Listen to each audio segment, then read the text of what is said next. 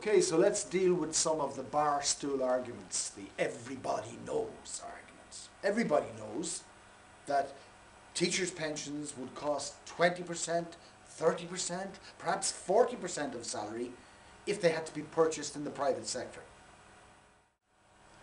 Let's leave aside for a moment the fact that the current cost of private pension provision is exorbitant and that the returns from pension funds have been spectacularly unimpressive in recent years. If you want to get into that discussion, you might look up a short video called Providing for Pensions, which is also available on YouTube. In this presentation, I just want to address the issue of the cost of teachers' pensions. It seems that everybody has a different figure in their head for those costs. I've heard all kinds of figures, ranging from 20% to 40% of salary. In most cases, the figures are neither properly sourced nor properly explained. As I said, it's a case of everybody knows, as indeed it frequently is when dealing with public service issues. So, what I propose to do here is to look at the reports of those bodies which have been specifically commissioned to examine the cost of public service pensions, and in particular, teachers' pensions. There have been a number of such reports.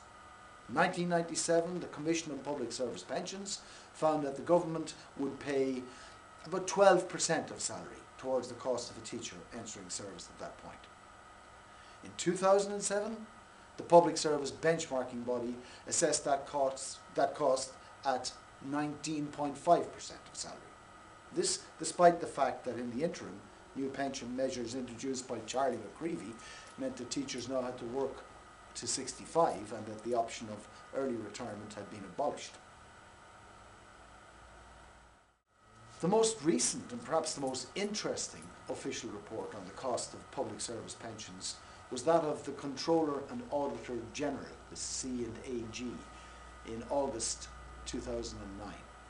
Now, the C&AG is essentially the accountant to the government, so I think we can assume that he's not going to minimise costs in favour of public servants.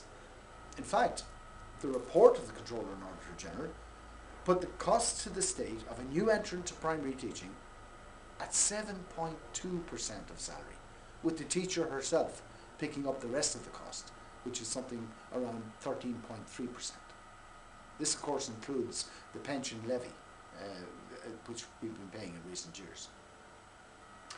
In fact, a recent report commissioned by INTO and the other teacher unions calculates the cost to the state of a teacher joining the current pension structure age 21 and paying the pension levy over the career as little as 3.4% of salary. If that teacher begins making her contributions at age 25, the cost will still be a mere 5.7%. Now this is actually below the 5.8% employer contribution typically made towards occupational pensions by those firms in the private sector who have them. So you see, the facts often tend to be, I would say, very different to what everybody knows.